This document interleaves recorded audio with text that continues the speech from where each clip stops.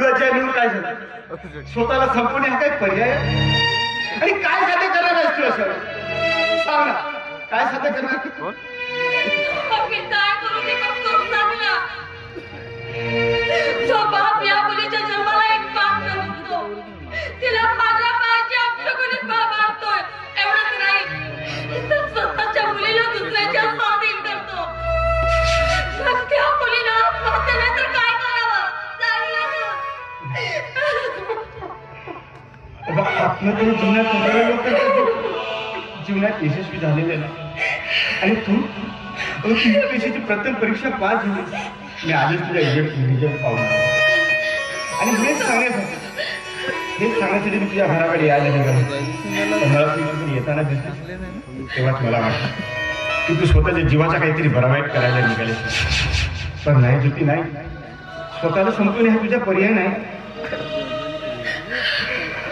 तू मुलांपेक्षा कुठेही कमी नाही. तू तुझ्या बाबांना सिद्ध करून दाखव. तीच तुझी खरी मुक्ती आहे. मुलगी काहीच करू शकत नाही, पण प्रत्येक बापाला मुलगाच हवा असतो. आणि त्यासाठी 5-6 मुलीच्या जन्मानंतरही तो आपल्या पत्नीला गर्भवती राहायला भाग पाडतो. का दीपक, का? तुझ्या काळच्या उत्तरात समाजाला दोषतच होते.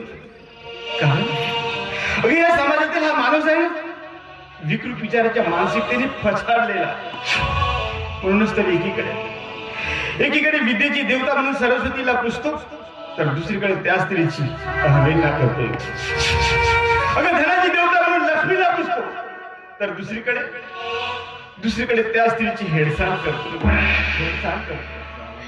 मग त्या स्त्रीची हेळसांड करणारा हा पुरुष त्या स्त्रीला कधीच आत्मसात करणार नाही. कधी करेल, नक्कीच करेल.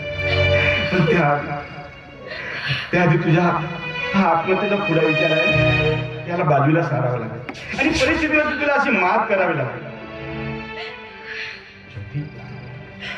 हा देह जर तुझा असला तर त्या जीव माझा गुंतलाय. श्वास जरी तुझा असेल तर त्या तुझा देह माझा आहे. आणि मला श्वासाने कधी हृदयाचा साथ सोडलाय का? नाही. मग तू इतका मोठा निर्णय घ्यायला निघाला दीपक. किती प्रेम करतोस रे तू माझ्यावर. आणि मी तुझा थोडाही विचार केला नाही. यानंतर मी कधीच आत्महत्येचा विचार करणार नाही. कधीच. हीच अपेक्षा बाळगतो तुझ्या. आणि हो, मला तुझी साथच नाही, तुझा हा सुद्धा हवा आहे. खरंच सांग. ठीक आहे, पण त्यासाठी तुला थोडी प्रतीक्षा करावी लागेल. ठीक आहे. ही आनंदाची बातमी मी माझ्या आईला सांगते.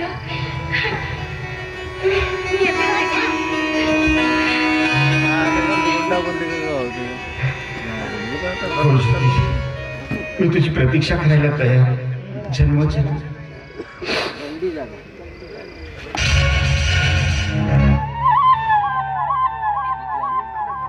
काय झालं दीपक?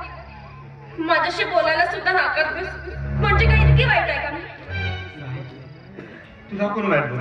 मग माझ्याशी बोलत सुद्धा का नाहीये? सांग ना का? अच्छा, मला आता कळलं. तू माझ्या प्रेमाला नकार दिला म्हणूनच ना? नाही रे दीपक, ज्याच्या त्याच्या नशिबाचा खेळ असतो. आणि हो, आपण प्रेमी नाही पण मित्र तर बनू शकतो ना.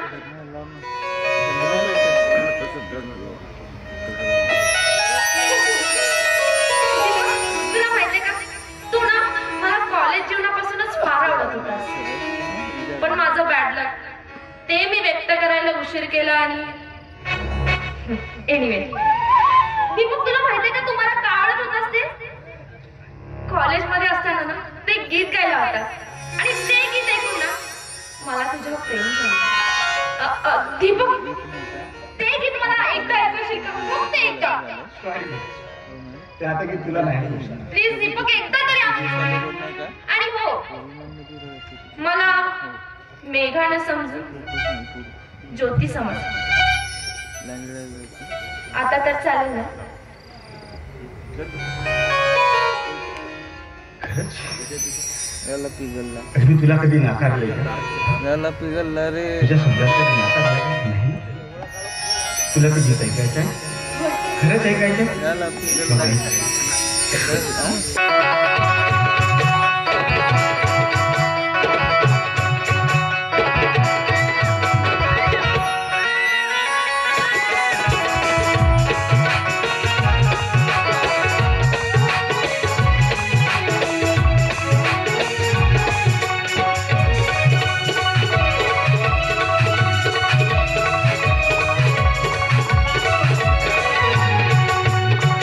उघडताच पापण्याने नमाज दीपले, उघडताच पापण्याने नमाज दीपले. मला जे हवे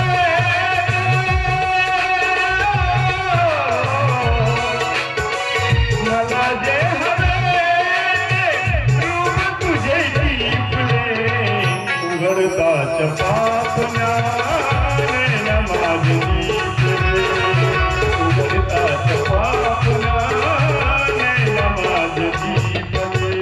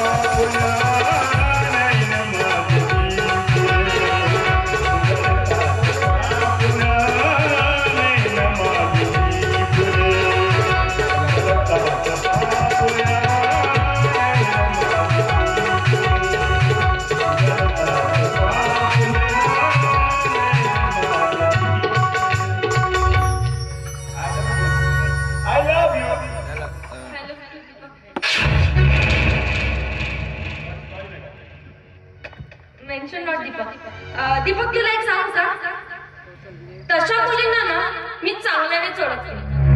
केवळ पैशापुरतं प्रेम असतं त्यांचं.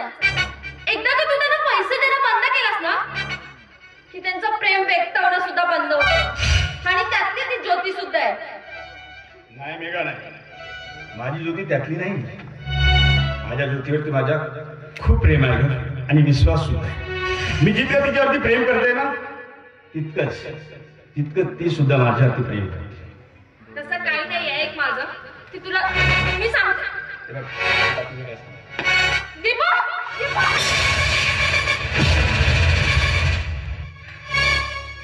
त्या ज्योतीने ना याच्यावर काय चालू केले ना की तिच्यापासून दूर होण्याचं नावच घेत नाही. पण नाही, मी ना त्याला तिच्यापासून दूर केल्याशिवाय स्वस्त बसणार नाही. मग त्यासाठी मला काहीही करावं लागलं ना ते करायसाठी मी मागे पुढे पाहणार नाही. दीपक फक्त आणि फक्त माझं आहे, फक्त आणि फक्त माझं. पण त्याला तिच्यापासून दूर करण्यासाठी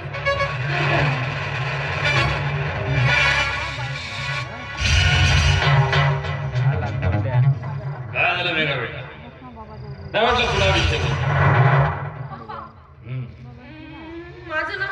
माझं एका मुलावर प्रेम आहे पप्पा. हो. आणि तो मुलगा मला खूप आवडतो पप्पा.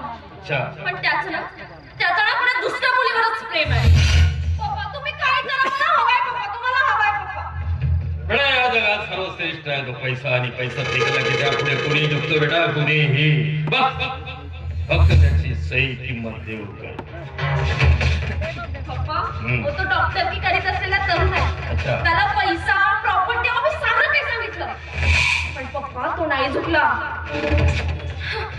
दुश्मन को मारना है तो उसकी ताकत पर नहीं, उसकी कमजोरी पर वार अपने आप वो मर जाता है बेटा, अपने आप मर जाता है.